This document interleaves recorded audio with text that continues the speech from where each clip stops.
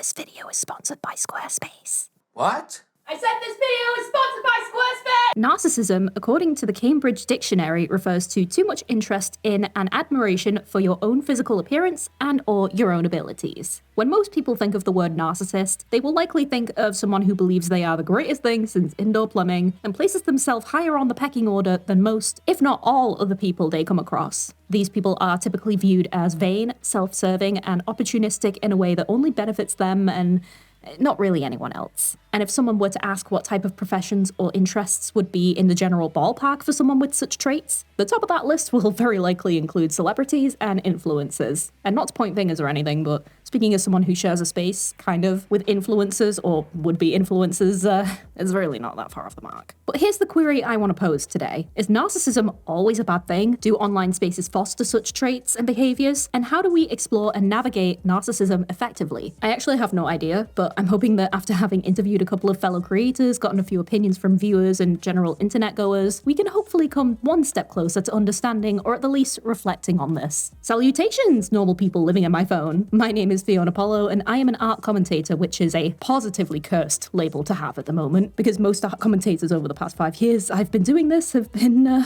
completely kooky dooks.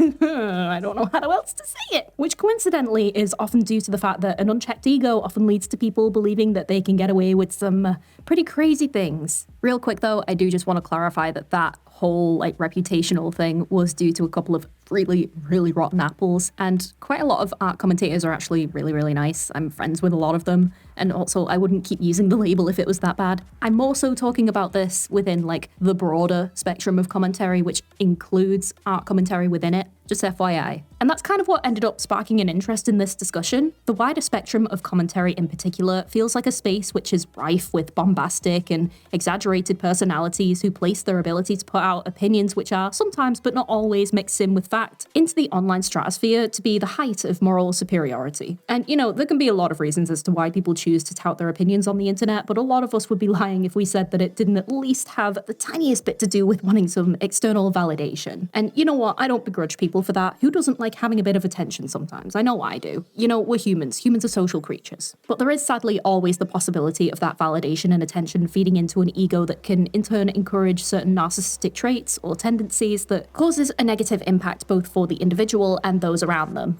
That's actually something I often worry about in this space, because I'm definitely not immune to getting invested in a given drama that's going on, or even just watching my stats to see how well something is doing and then feeling the urge to boast about it. Luckily though, I have lots and lots of friends and loved ones who would be all too happy to call me a toolbox if I get too carried away, so we're good in that department at least.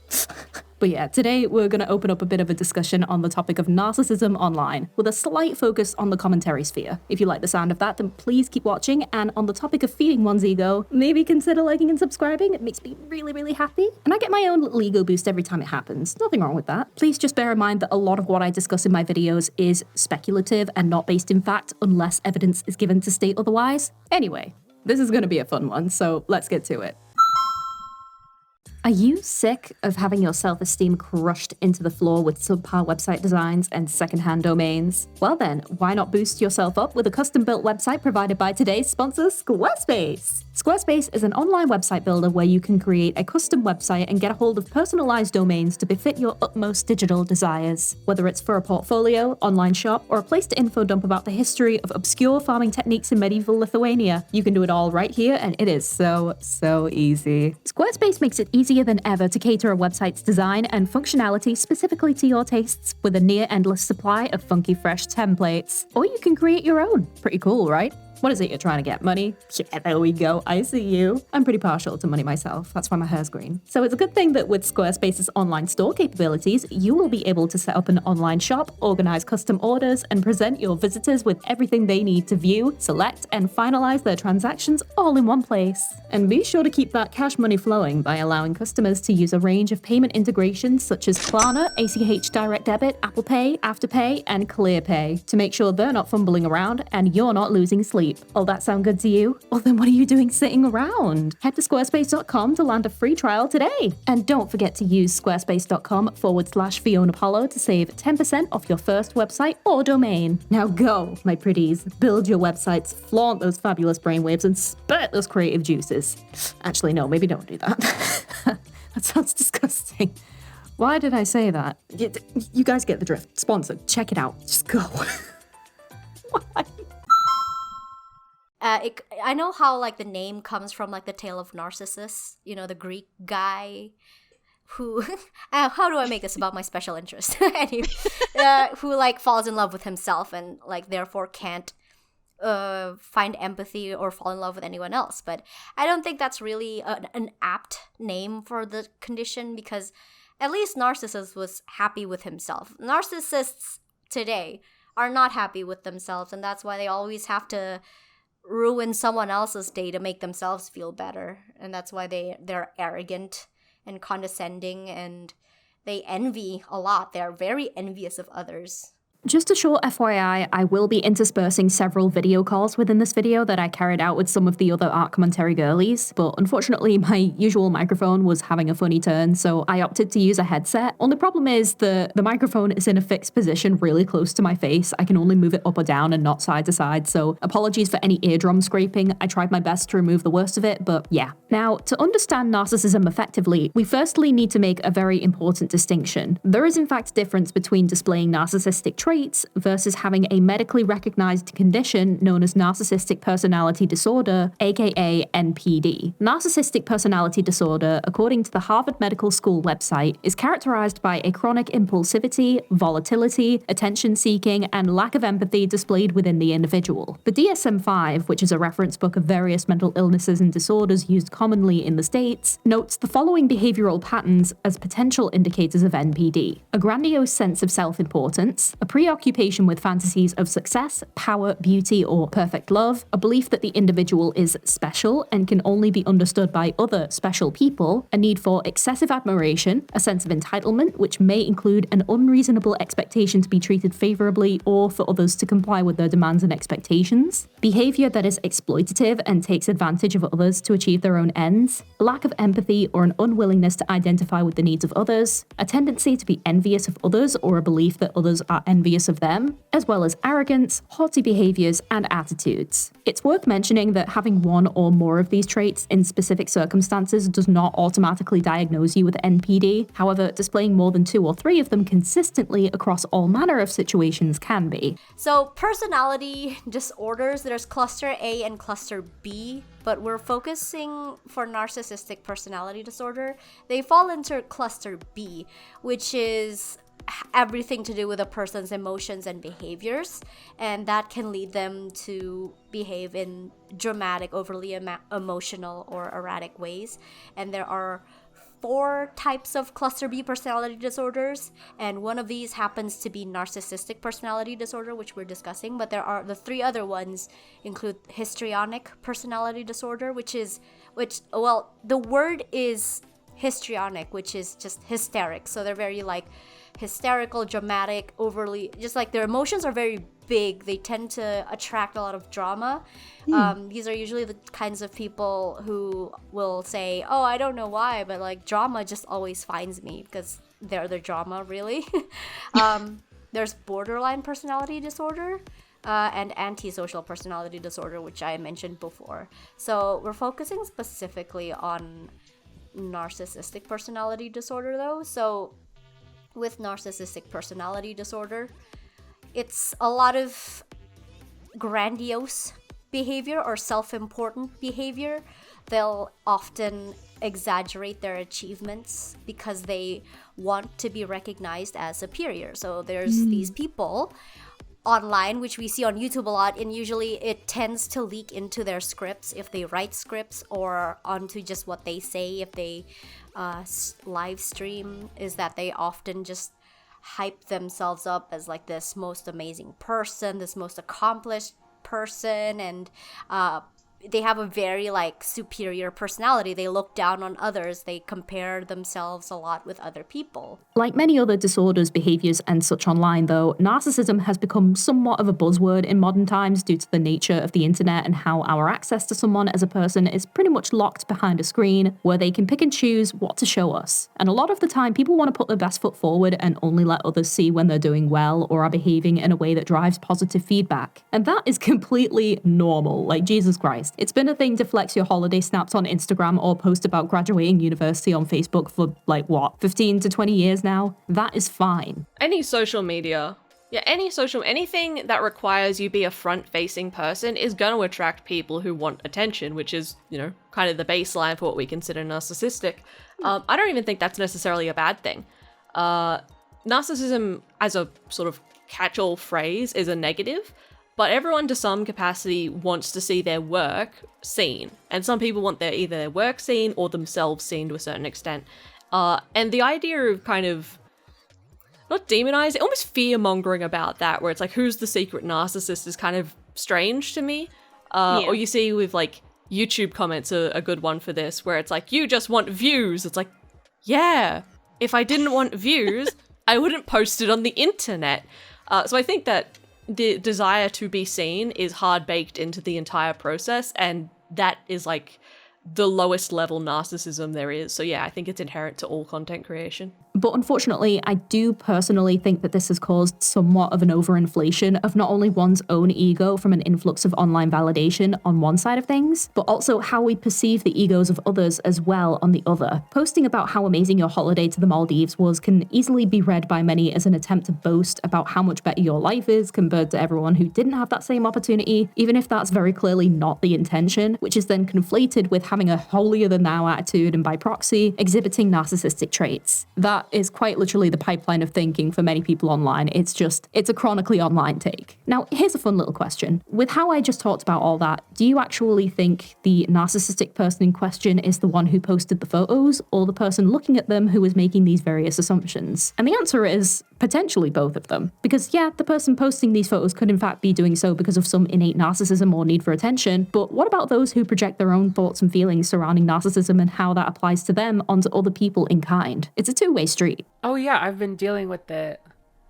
a lot recently of seeing someone, just spreading the narrative that my actions are based off of them and their importance, and running with narratives based off of that assumption, when in reality they had nothing to do with the decisions I've made regarding my own content, my own choices for what I choose to do with the stuff that I make. Because the truth is, we are all capable of having a wee bit of narcissism at times, especially in the realm of content creation, because it's been built up as this way to craft a community of people who understand and admire you for the wonderful person that you always thought you were. And I'm not going to sit here and moan about people doing that, because yes, everyone has fantasies about being liked sometimes. But a big giveaway in terms of who may have legitimate cases of narcissism in this space lies in their ability to accept the fact that someone can indeed have the same flaws as them and still be on equal footing. Because sadly, another tidbit surrounding this is that narcissism is often rooted within a sense of self-superiority. And what this indicates is that people's biases towards others will also have a huge impact on their behavior, which can include, but not be limited to, factors such as sexism, classism, racism, and pretty much any other ism you can think of. And if we want to circle back to carving out communities full of yes men, it's not really any surprise that the people often at the forefront of a lot of hate campaigns and such online also happen to be narcissists. Fun coincidence, eh? So at least when it comes to YouTubers, from what I've gathered, it always happens when someone is being called out for the worst things possible, and I think it could be a mix of societal pressure. So when it comes to YouTubers, when they get called out for something horrendous or they just receive criticism, it's the immediate trait that I see is just immediate denial, right? They deny, and then when they're presented with evidence, then it suddenly either turns into, I never did that, what are you talking about? Or just, or they'll just spin it in a way oh, I didn't mean for that to happen, you misinterpreted what I said. So it's denial, also lying, a lot of lying. That seems to be a common trait that I've noticed, especially with commentary YouTubers. They will lie a lot. That said, though, narcissism is not always utilized as a weapon of hate online, and in fact, it can actually swing the other direction in the form of something known as benevolent narcissism. This is basically when someone will perform acts of charity or goodwill and share the news or evidence of their deeds around in order to bask in the glory of being such a good person. And, straight up, if you did a good thing and donated to a food bank or helped out someone in need, feel free to boast about it for a little bit. I know some people take issue with that or find the whole culture around it annoying, which is fair enough, but in my opinion, if someone in need is getting help and the ends justify the means, I don't care all that much. Unless under specific circumstances. For example, if the bragging rights are used excessively for a comparatively small act, or if after the 5 minutes of fame they don't ever do it again, which still exhibits that trademark lack of empathy towards others, or also if they use that person in need's face as inspiration, which I really don't agree with. Either help someone or don't, and if you must take credit, keep the other party's identity out of the picture. It's worth noting that not every person with narcissistic tendencies is actively trying to be a bad person, and I think it's only fair to give credit where credit is due for the things that they do which are good or are for the benefit of someone else, even if it might still benefit them in some form. Sadly though, when someone with narcissistic traits decides they feel slighted online, this can also bring on its own slew of issues. Oh yeah, well I mean, okay, so you take the baseline of content creation where if we accept the baseline that everyone to be in social media content creation has a certain level of narcissism and it just goes up or down from there, then you look at drama content and it sort of refines that search. Also, Kat, I will kill you. What did you just break? What did you do? So this is where I think commentary as a concept comes into this, because the online sphere is a treacherous place for these kinds of dynamics, because again, you only see what someone may want you to see and not their entire life story, warts and all, because shockingly, privacy is a thing for many. But to be able to provide commentary on something, it usually relies on the ability to investigate, unearth, and pick apart every little morsel of information about a topic or person to essentially pass a judgment call. Historically, this was done with prominent public figures, people who the average Joe would recognize from their more limited access to TV, newspapers, and radio, as opposed to today, where so many more people have the ability to put their face to a name. Not only that, but the online space also thrives on parasociality, which can usually be driven by those who are capable of engaging viewers and maintaining that attention, which can also typically involve loud and extroverted-esque personalities who allow emotions to run high, who end up being the ones spearheading the movement and providing those watching them with the ability to feed off of the sensationalist behavior. I have for years have theorized that we're basically living in the modern age of tabloid type shit, the drama mill, content mill shit. It's basically just modern tabloids. It really is. They just they either find it's I remember when when beauty YouTube was a thing. That was what got me into it or opened my eyes to content mill shit, because anything that these beauty makeup guru YouTubers would do, it would immediately be documented in a video within the day, and it would just be this person rambling into their microphone, repeating themselves over and over, just talking about this minuscule thing that normally you just wouldn't give that much of a shit about. But if it's a tabloid, such and such said this on Twitter, it's this is so bad, blah blah blah, it's just it's so annoying.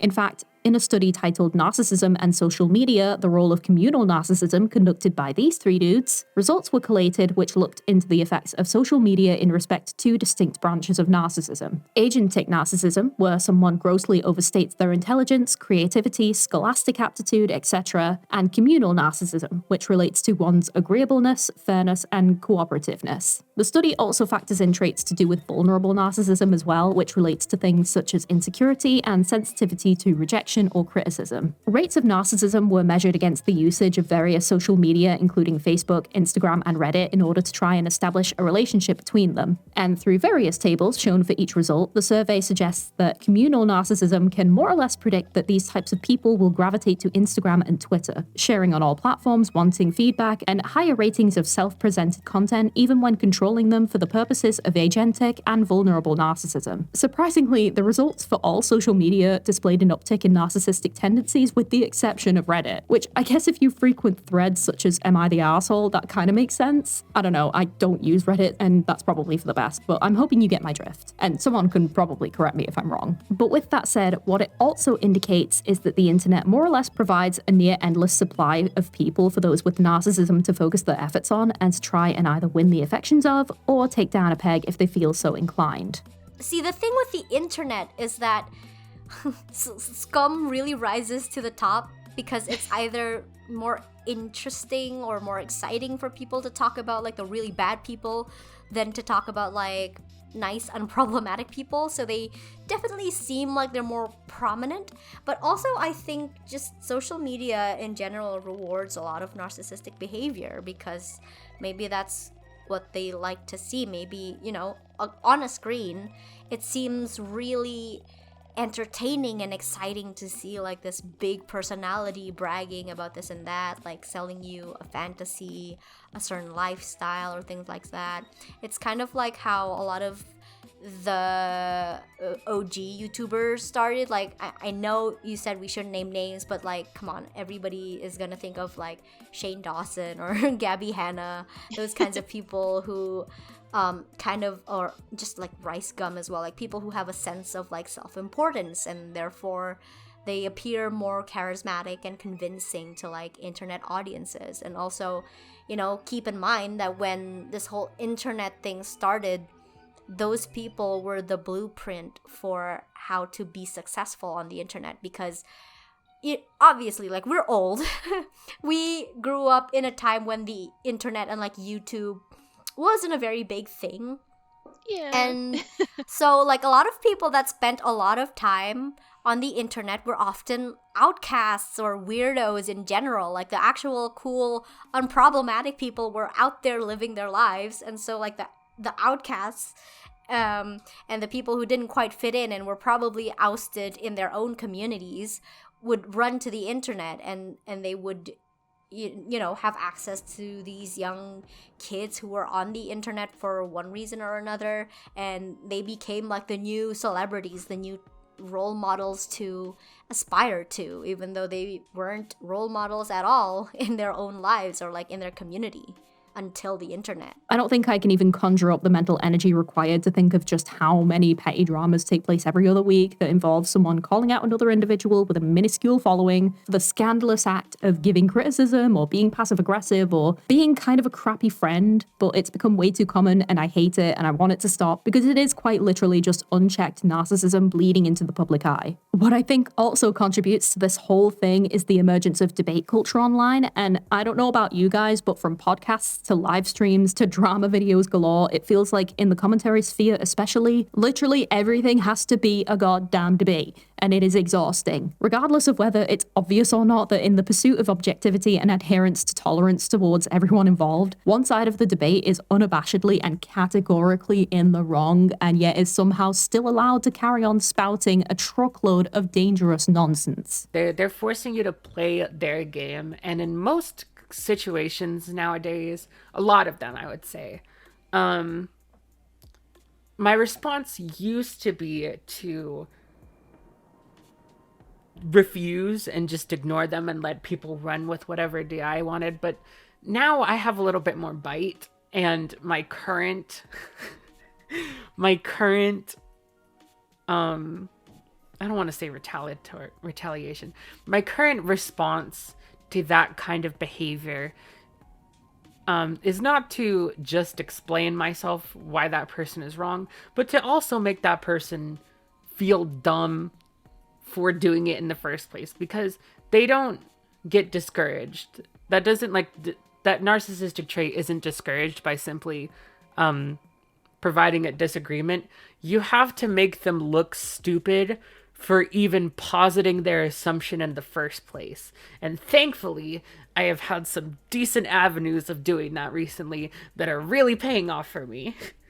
This type of content is a prime location for platforming and enabling those with narcissistic tendencies to thrive and feed their egos, and it's difficult not to add fuel to the fire by engaging with it for the purpose of pointing that out, because doing so also provides those with narcissistic tendencies to force you into playing the game under their rules, and honestly, it is complete hogwash. Podcasts have literally just become a ruler contest, and it is pathetic. Also, real quick note, if you think I'm directing this video towards any particular individual or in light of any specific dramas, I'm actually not. I've wanted to talk about online narcissism for like over a year now, just by virtue of watching so many conflicts over time boil down to being a show of narcissistic tendencies from one or both sides of the argument. It's just that whenever the topic arose, there was always one big drama after another where I thought the subject matter could be linked, and it would kick off this whole, who are you really talking about debacle? And unfortunately, due to the nature of commentary in that regard, I don't think that's something that can be avoided, so f*** it. I don't feel like sitting on this for another year. Unfortunately though, one thing I do have to hand to them, which is yet another contributor to how they become so popular and why such dramas can have tremendous fallout damage, is that narcissists can be fantastically charismatic. There's a reason people are drawn to them, whether it's positive or negative attention, and it also ties into why celebs and influencers rank so high in this particular category as well. It has a hell of a lot to do with not only being able to ham it up for the camera, figurative or otherwise, but also their ambition and motivation towards getting a hold of what they believe is owed to them. Everyone in commentary is more of a narcissist inherently than any other content creator. Just because to do commentary, you have to decide that I have an opinion and other people are going to hear about it. Regardless of the altruism or good intentions behind that, at the end of the day, that is like the core of it. I have an opinion, I'm about to tell you. So I do think it already has a higher baseline narc quality than other content. And then from there, I think the way that dramas unfold also encourages that bad behavior, and can inflate people's sense of self a lot, because on one hand you have when you're like quote unquote winning a drama, or when you're the good guy in a drama and everybody fucking loves you and they're telling you that you're the best thing since sliced cheese. Thank God a light of reason has entered the community. They've told every wit before you the same thing, but you believe it for a second because you're new here and you're stupid. And so you have all these people telling you that you're great, you're doing good. Just do away with the what are they called? The non-believers or whatever. And then on the flip side of that, and this is not one size fits all, but this is a general trend that I've kind of noticed. The flip side of that is when you're not the good guy and everything is like on fire. And this is where you get all that, like, oh, people are eating each other, there's snakes, they're turning on one another, and all the paranoia comes out. So it fosters an environment where you're getting smoke blown up your ass, but you're also very fragile and aware that anyone at any time could destroy you. So you get crazy people. You get people who are already kind of, you know, maybe a little prone to being a bit of a dick, and then you put them in a crazy scenario and they become... I'm trying to think of a good... they become like, I don't know, Creepshow art or something. They just go completely mental. Although maybe she's not a good example because she had like other stuff going on. But I can't think of a perfect example off the top of my head. But yeah, it's like the industrial drama complex spits out crazy people. It's almost like something in the brain that causes an innate desire for the essentials such as food, water, safety, etc. tripped a wire somewhere and somehow ended up also conflating that desire with other things like validation and emotional placation. In an article posted by Sean Coughlin for the BBC titled Narcissists, Irritating but Successful, Sean recounts the findings of a study carried out by one Dr. Kostas Papiorio of Queen's University Belfast. The power of narcissism is currently on public view, he says, in the prevalence of narcissistic behavior in popular culture, whether on social media, reality television, or in politics. Dr. Papiorio is part of a research team including academics from Goldsmiths, the University of London, King's College London, University of Texas at Austin, and Manchester Metropolitan University, which used performance in secondary school exams to show how narcissists could overtake people who had more ability than them. Using a sample of more than 300 young people identified as narcissists in secondary school in Italy, the researchers found that they tended to score much better in exams than would have been expected from other tests of their intelligence. Psychologists said that as well as traits such as egotism and the need to dominate, these narcissists had high levels of resilience and determination. They were not cleverer, but were more confident and assertive and were able to overtake students who otherwise would have had more ability. So if you've ever wondered how certain moronic individuals were able to garner so much notoriety and attention online, well, there's your answer, I suppose. You can't undo a lot of the damage that is caused by narcissism. A lot of people grow up with narcissists. A lot of people may have dealt with your narcissism and they've decided that it's not beneficial for them. It hurts too much to keep you around. And unfortunately, that's life. You lose great people sometimes because of stuff you do. And so you can't hinge your own growth on their forgiveness. You have to want to form good relationships. You have to want to be better, which is the hardest part because you're so used to the life and the mind and the patterns that your mind have created for you that when you try and break free, it feels like damn near impossible. And I believe that therapy is a must for these kind of situations. Therapy and a psychiatrist. I highly recommend both of those. I think it's near impossible to try and get through just on your own. And that's not a test to be like, well, maybe I'm the one person who can't. You're not that guy, pal. That's like the whole lesson we're trying to learn is that we're not that guy. We need help. We need to work on ourselves.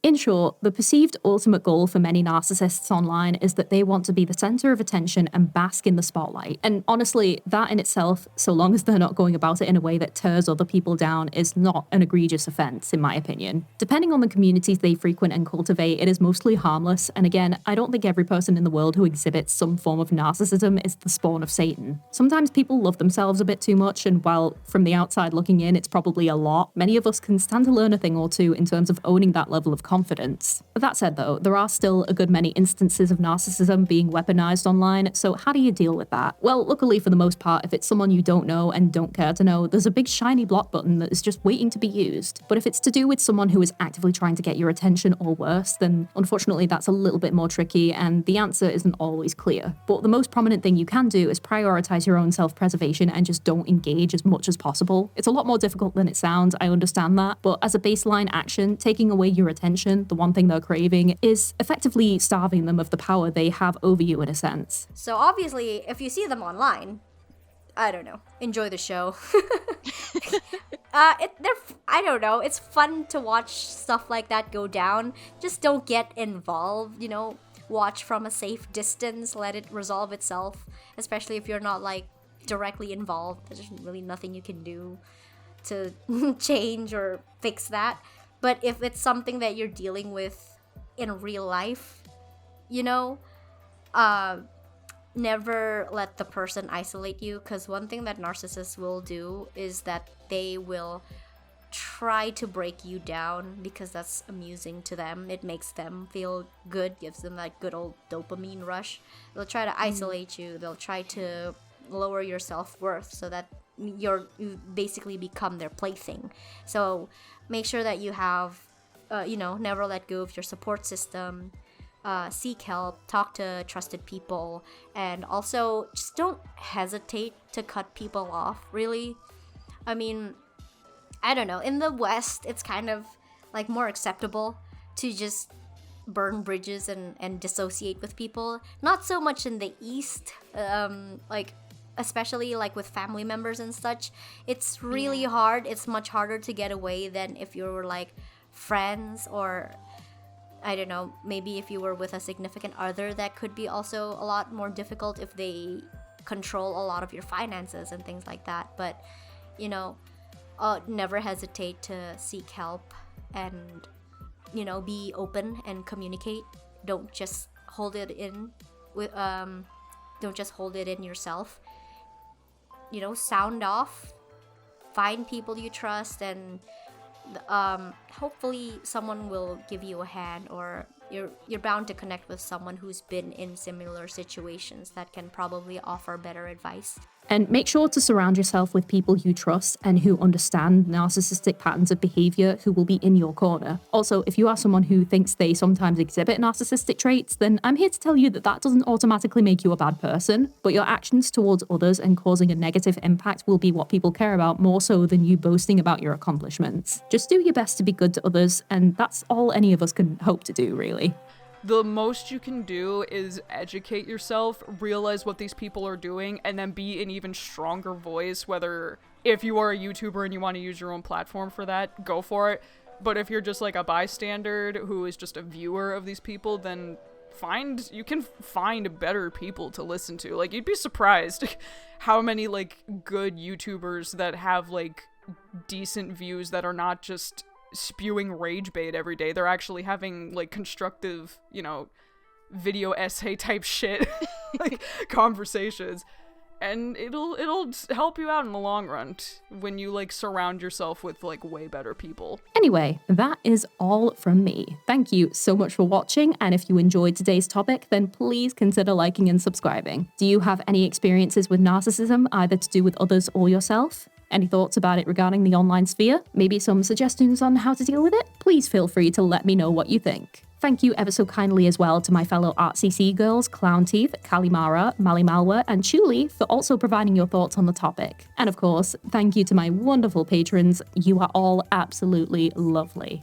Thank you to my YouTube peeps, Jesse Sparks, Manuel Legzon Gonzalez, Ash Valentine, Mystic Mind, Lauren R, Pedantic Cat, Ed Boy, Hero Sky Arts, and Steph Guz Doodles. And an extra special thank you to my indie production supporters, Morgan LaFay to Thin, Matty A, Kiyoshi, and Roundcat. Sheesh, I wonder what dramas will be going on when this thing uploads. Hopefully nothing huge. Yeah, no, who am I kidding with that? It's gonna be something insane, it always is. But yeah, stay safe everyone, and I will speak to you very soon. Bye! Repeat this to yourself before you go to bed every night. I am nothing, I will die one day, and the world will carry on. Maybe don't say that exact thing, but nut check yourself. We're not trying to kill people here. Yeah, sorry, maybe not that.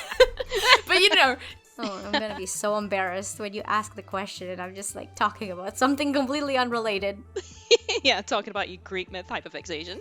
Oh my So anyway, let me tell you about my husband. Yeah, how's he doing? We're not talking about this on recording. All right.